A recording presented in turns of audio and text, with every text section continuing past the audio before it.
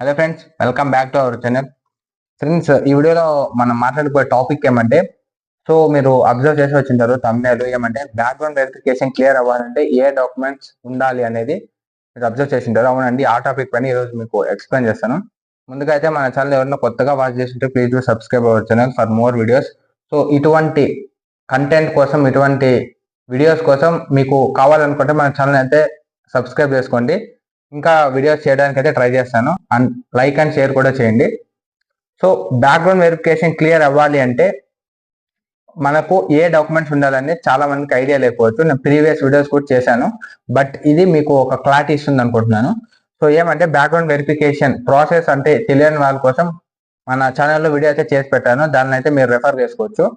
So background verification మనం clear అవ్వాలంటే documents ఏమేమి ఉండాలి ఒక క్యాండిడేట్ దగ్గర అంటే, సో ముందుగా అయితే ఆ క్యాండిడేట్ ప్రీవియస్ కంపెనీలో ఎక్కడెక్కడ అయితే వర్క్ చేసింటారో సో ఆ కంపెనీల నుండి తను ఆఫర్ లెటర్ అయితే పక్కాగా ఉండాలి వాళ్ళ దగ్గర, క్యాండిడేట్ దగ్గర. So offer letter as well as joining letter ఉండాలి. అలాగే ఎప్పుడైతే తను ఎగ్జిట్ అయ్యాడో కంపెనీ నుండి రిలీవింగ్ లెటర్ అని అన్ని కంపెనీస్ వాళ్ళకి లెటర్ ఇస్తాయి క్యాండిడేట్స్ కి, ఎంప్లాయీస్ కి. సో ఆ రిలీవింగ్ లెటర్ ఉండాలి. అలాగే పే స్లిప్స్ ఉండాలి. పే స్లిప్స్ కొన్ని కంపెనీస్ మీరు జాబ్ కి ట్రై చేసేటప్పుడు సో 3 months అడుగుతుంటాయి, పాస్ట్ 6 months అడుగుతుంటాయి. సో మోస్ట్లీ 6 months అయితే ప్రిఫర్ చేసుకోండి. 6 months పే స్లిప్స్ అయితే కంపెనీ నుండి తీసి పెట్టుకోండి, సో మీకు హెల్ప్ అవుతాయి. సో మీరు ఒక కంపెనీలో వర్క్ చేసిన తర్వాత సో మీరు 2 years 3 years అలా వర్క్ చేశారనుకోండి, సో మీకు మిడిల్లో హైక్ ఇచ్చిన అప్రైజల్ లెటర్స్ కానీ, సో మీకు బోనసెస్ ఇచ్చిన లెటర్స్ కూడా కొన్ని కంపెనీస్ అయితే ప్రొవైడ్ చేస్తుంటాయి. సో అటువంటి లెటర్స్ కూడా మీరు పెట్టుకోండి, ఎందుకంటే అవి మీకు హెల్ప్ అవుతాయి. బ్యాక్గ్రౌండ్ వెరిఫికేషన్ మీరు ఒక కంపెనీకి సెలెక్ట్ అయిన తర్వాత సో హెచ్ఆర్ టీమ్కి మీరు షేర్ చేస్తే మీ పైన ఇప్పుడున్న మార్కెట్లో ట్రస్ట్ అనేది పెరుగుతుంది మీకు. సో ఎందుకంటే ఇప్పుడు బ్యాక్ డోర్ ఉంది చాలా మంది ట్రై చేస్తున్నారు. సో అవి లేకపోవడం వల్ల ఇది జెన్యూన్ అయితే మీరు ఓకే. సో బ్యాక్ డోర్కి అయితే మోస్ట్లీ ప్రొవైడ్ చేయరు. సో అదండి.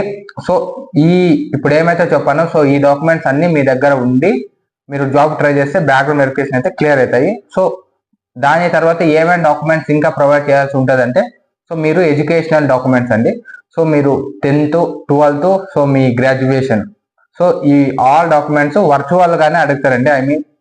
సాఫ్ట్ కాపీస్ లో మీరు షేర్ చేయాల్సి ఉంటుంది. సో దాని తర్వాత personal documents, so ID proofs, Aadhaar కానీ, PAN card, so voter card, so ఇటువంటి పర్సనల్ డాక్యుమెంట్స్ అయితే మీ దగ్గర పెట్టుకోవాల్సి ఉంటుంది. బ్యాక్గ్రౌండ్ వెరిఫికేషన్ మీరు ఎప్పుడైతే సెలెక్ట్ అయ్యి ఒక కంపెనీకి బ్యాక్గ్రౌండ్ వెరిఫికేషన్ వాళ్ళు చేస్తున్నారు అంటే, సో ఈ డాక్యుమెంట్స్ అన్ని మీరు వాళ్ళకి షేర్ చేస్తే బ్యాక్గ్రౌండ్ వెరిఫికేషన్ క్లియర్ అయ్యే ఛాన్సెస్ అయితే ఉంటాయండి. సో మోస్ట్లీ ఇప్పుడున్న మార్కెట్లో most of companies third party companies కి అయితే ఈ బ్యాక్గ్రౌండ్ వెరిఫికేషన్ కి ఇస్తుంటాయి. సో ఎలా అంటే ఇప్పుడు కొన్ని కంపెనీస్ మాత్రమే వాళ్ళ కంపెనీలోనే so some HRs background verification కి వెళ్తారు. ఒక ఎంప్లాయీ సెలెక్ట్ అయినాడంటే సో వాళ్ళ ప్రొఫైల్ లోకి వెళ్ళి బ్యాక్గ్రౌండ్ వెరిఫికేషన్ థరోలీ చెక్ చేస్తారు. So most of companies third పార్టీకి అయితే చేస్తాయండి. సో ఇదండి ఈ వీడియోలో మీకు మొత్తం చెప్పదలుచుకోండి. సో ఈ వీడియో మీకు హెల్ప్ అయింది అనుకోండి. Thanks for watching. Please subscribe అవుతాను.